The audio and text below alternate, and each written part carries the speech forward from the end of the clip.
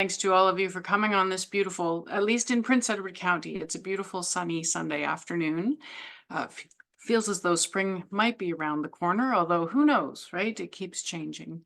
So I wanted to share with you some tips about using the Our Digital World newspaper sites. I'll just give a quick caveat that today, unfortunately, due to some maintenance at our host, our server host, the sites are not available online today.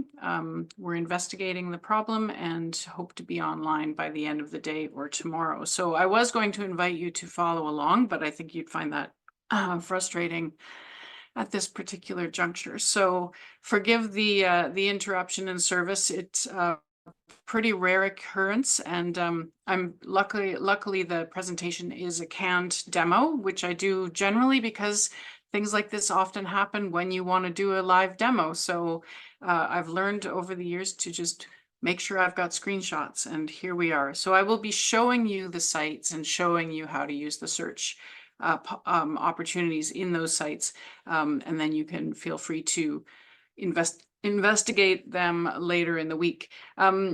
As Bev mentioned, there's a handout which is actually it's a bookmark, so it's a two-sided bookmark page, but it's got all the links for the sites on it, so that's available for you to just have on your desktop, either virtually or printed off for your physical desktop. And as well, if you're interested, my email is at the end of this presentation, and you can also email OGS if you're interested in having the slide deck, just to have the examples again.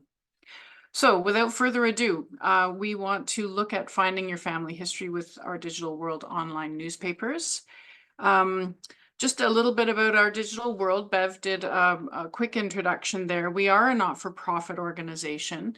We provide tools and services to connect people and their communities around digital stories and objects. And our search and discovery tools provide free public access to hundreds of community collections, both in Canada and the US. So today we're going to focus on Ontario content. And I also want to focus on our three main portals that involve newspapers. So we're going to look at these three sites: the OurOntario.ca site, which is our sort of flagship portal. It aggregates Ontario content of all kinds and from a lot of different sources. Then there's the Ontario Community Newspapers site, which has all of our Vita Toolkit user newspaper collections, including everything from full-run digitized newspaper pages with full-text search, all the way down to simple index records for births, marriages, and deaths, and articles, etc. And lastly is the Inc., Our Digital World newspapers site, which is a sister portal. It's a bit of a pilot, and it has some duplicate content as the Ontario Communities Newspapers portal, but it also contains more Southwestern newspapers that are unique to that particular site. So that's a good resource to have in tandem with the Ontario Community Newspapers. So we also work with a lot of organizations outside of Ontario, and I will point you to some of their specialty sites as well, or you can explore the collections as a whole. And I'll give you the links for all that at the end. So let's dive right in. We're going to look first at the flagship portal, the OurOntario.ca, just to give you a general sense of the kind of material that's available. There are about 3 million records in the OurOntario.ca portal that you can search across. It is coming from more than 200 contributors. Not all of them are Our Digital World clients using the Vita Toolkit, so some of them are external, and I'll show you kind of how that difference shows up. But the content, it really ranges quite widely, as you can see from the distribution chart that I've given you here. It includes everything. The newspapers obviously dominate the space. Genealogical resources like BMD indexing, that is also a very big percentage. But you'll see that you can also search across oral histories, photographs, scrapbooks, yearbooks, 3D collections, Women's Institute documents, and more. So it really is kind of the wide end of the funnel for searching if you want to start broadly, and then you can also facet it down. So I'll show you how to get started with that. So here we have the home site, or the home page of the OurOntario.ca space. It's got a simple search bar. You can see the advanced search button to the right there, so you can move directly to advanced search, and I'll show you that in a minute. There's a carousel of most recently added items, so you can click right through to that if it's of interest. And of course, you can also go to a French interface if that's your preference. This is a really good resource for finding far-reaching results for family history searches, because it searches everything in the portal, especially if you're doing a simple search. So if you do a search for a last name like Miracle, the keyword search will bring back everything with that search term, both in the records, but also in full text. So I'm going to show you, this is the first set of results just based on that keyword search, is about 1,286. Well, it is 1,286 results. In the results set, you can facet down the results to things that are more significant for you. So you can use either by contributor, you can use the media types if you want to see a certain type of material, the location, or if it's in a group. So you can facet by group. And, you know, again, it's just about finding what kind of content has been added to what by whom. So we'll see more as we go forward here. If you have a better idea at the outset of what it is that you're looking for, you can use the advanced search to scope your search almost right away. So in this case, I'm putting in a natural ordered name, Stanley Miracle. I want to search that as a phrase. So only when those two words occur in that order in an instance. And then I'm going to limit it to genealogical resources. And that brings me back to items. So very much reduced. You can see that they're both from the same contributor. So there's not a lot of play in terms of variation here. You'll get a bingo card, we call it, on the right-hand side of what year it occurred. So again, you've got that as a facet. And then when you do click through, you just click on the item, the thumbnail, and you'll click through to the record. In this case, they've scanned the article. They've also transcribed the article. And then there is some general index information on the left-hand side. When you're working with these kinds of results, a lot of the material, the entries on the left-hand side will be linked. So media type genealogical resource, that's a link. Obituaries is a link, and then last names as well. So if you are in a collection like this, you can use the last name link, and that will bring back any instance of that name associated with a record from the Six Nations Public Library collection. So lots of ways of accessing more information to, to follow the trail that you're looking down. And here's the other example from that result set. So again, scanned item, full text, which is full text searchable, and then some general indexing. So depending on what the contributor has assigned to the object is what you will be finding. In other cases, you may find that the index record doesn't have much more than an index title. You can contact the contributor at the bottom of the record. There will be a link there. Or if they have the digitized newspapers, you'll see that it can be linked to the page. So you can either click on the linked page in the panel on the left, or you can click on the linked issue to see it in bigger context by clicking on the image on the right. Once you click out of this space, you're going to be moving into the Grimsby newspaper index space. So if you want to go back to your original results set in OurOntario, use your browser back button to do so. Now, in that first search that I did, the 1,286 results, this also came back as a hit for the name Miracle.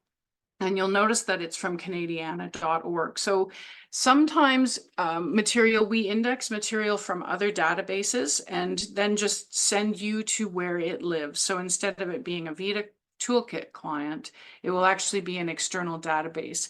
So in the case of Canadiana Online, when you link to one of these objects, you'll notice that you're getting a snippet of the record.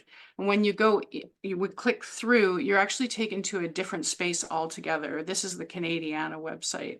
So because we've indexed the entire content of this particular document, you need to search again in their space in order to get the page level hits. So you'll see in the bottom left, I'm searching again for Miracle, and I've got 2 hits coming back, and I've highlighted where in the first hit the name Miracle occurs. So there are a few ways of navigating through these different sites as well. So keep that in mind when you're in the OurOntario.ca, that it is bringing together content from lots and lots of different locations. And so you may need to re-navigate your search in their space when you go there. So again, once you're in the Canadiana space or another external space, you'll need to use your browser button to get back to OurOntario.ca. So that's sort of the top level, like I say, wide end of the funnel search. And hopefully that's useful to kind of get a broad set of results back for you. I mean, it does represent an awful lot of material. So it's a good way to get started. And then, of course, you can follow those paths, like I say, depending on the contributor or the location and so on. Now, if you're interested in specifically Ontario newspaper content, and I know that that's what the title of the presentation was about, but the OurOntario.ca does search that, but as well as everything else. So it's a good place to start. If you know that what you're looking for is in a newspaper, you can go to the news.ourontario.ca space. And this is one of the largest newspaper search sites, I think, that's publicly available in the world. So it really is a robust and comprehensive set of material. You can see here, this is sort of the distribution of Vita Toolkit users, and that's what the community newspaper portal is an aggregate site of. This is all Vita Toolkit users. So it's one search across everybody from Ontario that has Ontario newspapers or newspaper indexing, or even clippings, vertical files, articles, that sort of thing. So it can bring back material from libraries, historical societies, archives, museums, genealogical societies, and even private collections. Most recently, just out of interest, we've been adding the Dryden newspapers and also more newspapers from the Oshawa area. So there's kind of a good range here as well that's being represented. So again, big graph just to show you kind of the content of the community newspaper space. And you'll see that BMDs tend to lead. And a lot of these will have been brought over from card catalogs. Some people are indexing directly in Vita. Everybody indexes slightly differently. It is a templated format. So you'll see similar presentation over and over, but the kind of content will vary according to who entered it. So this will have more than 200 years of newspapers starting in the 1810s, and probably more than 80 to 100 publications are represented, at least in the full text space. So you've got everything from news articles all the way up to full page and issue access. So just a slightly different interface, but a little bit similar in that you've got a simple search on the home screen where you can do a keyword search. Keep in mind that this has other options because it is bringing together collections from the same database. So on the left-hand side, you'll notice that there's an about, which I'll talk about in a few slides. There's also the advanced search, which I'll show you. There's a browse by location, which brings back the top 100 locations that have been assigned to objects. So that's another great way of searching. And then there's also a very powerful tool, which is the browse the BMDs by last name. Because they're entered into the same field in the records, you can actually aggregate them by last name. So that's another great way of just going straight to the name that you're interested in. This won't include the full text searching of the issues. So that's where the keyword searching will help a lot. So again, on the, if I do a search for Quibble, I bring back 850 items, and this includes everything from BMDs to issues. So I can scope by the item type. You'll notice on the right-hand side that the facets are similar to the one that we saw in the Our Ontario space. You can also sort, but you'll also notice at the bottom of this screen anyway, that there are subject headings now assigned, and these are being assigned at the indexing level. So you've got a different access point as well with subjects. Now, if I want to scope my search at the beginning again, you can use the advanced search. You'll notice that there are lots of settings for this. In this case, I'm going to search all the fields, so everything, including the records and the full text.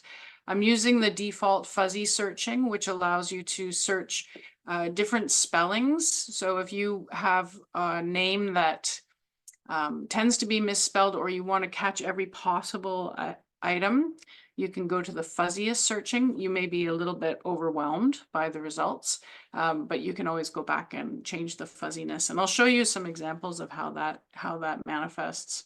You can also assign a date range, so you can narrow by date, you can narrow by location, and again, narrow by media type. So in this case, I've gone from 850 results to 15 results by changing to genealogical resources as the media type, but also narrowing by date. Now, you can use obviously the facets on the right, and you can also X out of any of your original choices at the top of the screen. This is a fairly new addition to this space. So you can immediately expand your search again, just say click off the genealogical resources and bring back any instance of that keyword in the date range that you assigned. And you'll notice on the left that you're getting a mix of both images and mastheads and so on. And this is really about who is contributed and how they have created their records, as you'll see as we move forward. So in this case, we have, this is an index record, but it is part of a digital newspaper collection. So you'll see them again linked by page or issue, and then you've got your metadata running down the left-hand side. If it isn't assigned to a digital newspaper, you'll simply see the metadata on the left-hand side, and you can contact the organization to get more information. They may have the newspaper on microfilm. If they've assigned the page number, then at least you can help them get to it more readily by giving them the full date of publication and the page number, or the record number of the item that you are looking at. Now, if you do a full text search, so you'll notice that my search terms at the top have changed, and I chose instead to have the keyword Quibble, but I narrowed it to item type issues, which means that I'm searching the full text of the pages in the issues that have been uploaded through Vita. So this is the kind of result set that you're going to see, where you have the title of the publication, the date of the publication, and then a little snippet of the text of that item. And then the pages will be listed with links. So if it comes on one page or 3 pages, you'll see the numbered pages there. So you can link through to that page by clicking on the page number, or click to the whole issue by clicking on the thumbnail on the left. I'm just going to check and make sure. Okay, and then the other thing with this screen is if you mouse over one of those page links, is you'll get a pop-up of the OCR, or the optical character recognition text, from that page. And this helps you kind of narrow the context of your keyword in the context of the page where it was found. So it may or may not be appropriate for you to follow up on all of these 736 items if you want to just mouse over and see whether or not it's relevant to your search. If you click through to the issue, you can also search again at the issue level. Just in case you do that by mistake, you can search again at the top of the screen. You can see that at the top of the screen here where you've got the search within the issue. I've gone to page 4 of a specific page. You'll see that this isn't consistent across all of the newspapers just because of some of the legacy items that have been uploaded. But for the most part, you'll have hit highlighting where the keywords occur. And so you can see that this is the item. You'll also see at the top of the screen that you can download a PDF version of the page. So it's just the page. It's a big PDF. It's a big file, really nice screen file sizes. So you can snip it from that as well for your own files or to share in other places. You'll also notice the misspelling of miss in the actual index record here in the index item on the paper. So you can see how fuzzy searching might be your friend in the end. So I'm just going to make a note about newspapers. I'm sure that all of you are very familiar with the phenomenon of terrible searching in newspapers. Not all of the full text searching is going to be correct. Never mind being good. So this can be either because of the technology used to recognize the text in the pages or the state of the pages when they were digitized. So sometimes, and you'll see these are examples of some of the worst that we've seen over the course of time, never mind the ones that are torn, folded, etc., stained, but underexposed, overexposed, or in the case of the Markdale Standard, this was a public use microfilm reel that was in a microfilm reader that obviously had some pretty serious grit underneath the glass plate. So it was just scratching the microfilm, and every one of those scratches will obliterate the text for the optical character recognition software. It won't be able to recognize anything that's been scratched. So it really does vary a lot. So just a note is to use, what you already know about what it is that you're looking for. If you know the region and a close date for your search, sometimes it's worth approaching a collection by searching for the publication title from that region and then starting to browse the issues. It's almost like searching items that are handwritten, honestly. Start browsing. If you're looking for a BMD, you probably know this, but a publication generally had a pattern to where the births, marriages, and deaths were listed. You can see it here on the Markdale Standard. There's a set of index records in the 1, 2, 3, 5th column at the bottom. You can sort of sense those are the BMDs. So that would probably recur issue over issue. So that's just a word of wisdom and warning at the same time about not being able to search everything all the time because of the quality of some of the scans that have been put up. So to do that, we do have, as I mentioned, there's that About Our Newspaper Collections link at the top left of the community newspapers site. And we do have a list that we keep up to date with kind of a generalized regional representation, what's been uploaded in what region and by whom. So you can click through from here and it will take you to their specific sites. So you can just search more locally, and that may be useful if you just need to browse. There's also some interesting specialty sites like the abolitionist newspapers, the Italian Canadian community newspapers, and so on. So if you don't see the region that you're looking for in this list, you might be interested then to carry on and go to the Inc. site, which is our sister site, inc.ourdigitalworld.org. So this is more than 1 million pages of community newspapers, also starting around 1810, and it comes right up to about 2016.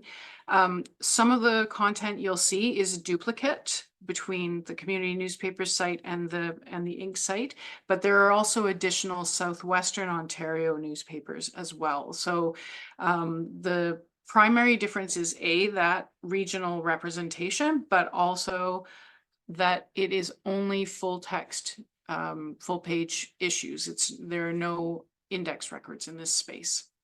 So let's take a look. This is the regional representation, rather the publication representation. So you can just see them that way. And then it's a very straightforward search. Again, you've got your simple search right on the home screen. You've got an advanced search. You can go by list of titles. You can bookmark. There's also timelines and browsing. So lots of options here. I'll show you the advanced search. It's slightly different. It is a completely different database. So it's set up quite differently. So you can put in your search terms. You can limit to a specific publication. You've got your fuzziness setting, which is a slider instead of a radio button. And then also proximity setting, which is about how many the words between the words that you're searching. And you can also add more Boolean preferences as you go.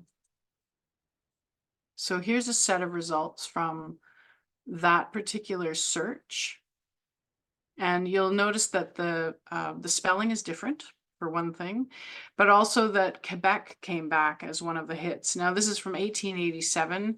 The Kingston newspapers were they're a rare set, and so they were scanned from some fairly abused microfilm, I believe. Anyway, so you'll notice that the OCR thinks that Quebec should come back as Quibble as well. Again, you can facet on the right-hand side. And when you do click through to a result, you'll see, again, you've got hit highlighting for the hits. And then on the left-hand side, there are some tools there. You can print it. You can print the page, rather. You can navigate using that. You can also navigate to other pages in the same issue, etc. Keep in mind that this is a pilot site, and while the content is stable, the tools are often under development. So not all of them will work all the time. So just keep that in mind, and forgive the foible of the toolbar there. So those are the three main sites that I wanted to cover. I also wanted to highlight some of the regional Ontario search sites. So when we have collections from our Vita Toolkit users, we can also compile like mini aggregate sites. So we have done that for the Durham newspapers, which has Oshawa, Ajax, Whitby, Scugog, Port Perry. Yes, I think that's the main set there. Oh, and Stouffville, Clarington set is in there as well. So that's like a mini site. The Halton News similarly has Halton content, so that might be really useful for you folks. And then the Gateway to Northwestern Ontario, I highlight that just because it is in Northwestern Ontario, so the representation is regional up there, and that includes it's from Thunder Bay Public Library, but they've been indexing and gathering content from all around the Thunder Bay region. So it's quite a host of material. There are also other specialty sites that you might be interested in. These will come back as part of the search in the ourontario.ca site.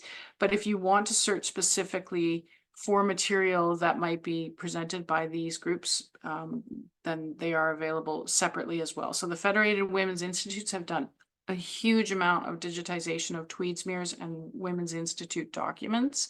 The Ontario Genealogical Society, the Prov office, has done a lot of, they moved a database of their family history catalog, etc. So check out that as well. And there are some branch materials that come up through that site as well. And I won't list them all, but just for your interest.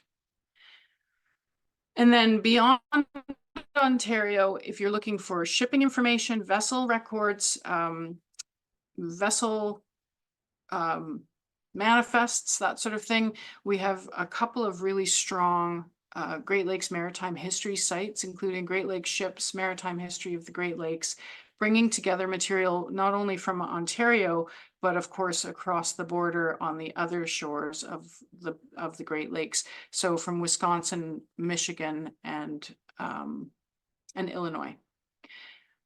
We also have a group of Chicago area users who use the Vita Toolkit. And so we have quite a strong collection of newspaper content from Wilmette, Winnetka, Libertyville, and so on. So just to the west of Chicago proper. There are about 7, I think, contributors to the Illinois newspaper site. And if you want to see all of the Vita Toolkit sites, you can just go to vitatoolkit.ca/collections, and that lists everyone's site. And you can just go and browse that by region. So I did want to mention one of the strengths of this kind of sets of databases is the ability to interact and gather community information, not only from the contributing organizations, but from the community who is using the materials. So we do have a lot of interaction options. You can answer mystery questions, you can comment, and you can contribute your own photos and stories to collections. So I'll just give you a couple of examples. So in the mystery questions, the contributing organization can ask a question about the object that they've uploaded, and you can comment back with an answer in the comment section. So you'll notice here, if there's a little head with the question mark and then a comment bubble, that means that the mystery question has been answered or someone has commented on it. You can scope, I don't know if you noticed it in the advanced search, you can actually scope to whether or not a record has a mystery question or if it has a comment as well. The beauty of the mystery questions and the answering, the call and response, is that some people, when they're uploading, they realize that their records are incomplete and they'll ask the public for help. So in this case, we've got a great story about this was uploaded. They knew that the man in the photograph was named Harry Badger, but they didn't know anything about him. So they put out the call and they got these wonderful responses. And we do find that genealogists are some of the best responders and have a lot of information that they can share. So now, not only will this record come back because of the name Harry Badger if somebody searches for it, but if you search for Grey Cup, you'll also get this record back. You'll also see in the second answer that there's some military heritage information there as well. So lots of new ways of advancing this item into family history searching for other people. The other thing we've seen with the commenting is that sometimes people will just leave a story about discovering it and the personal impact.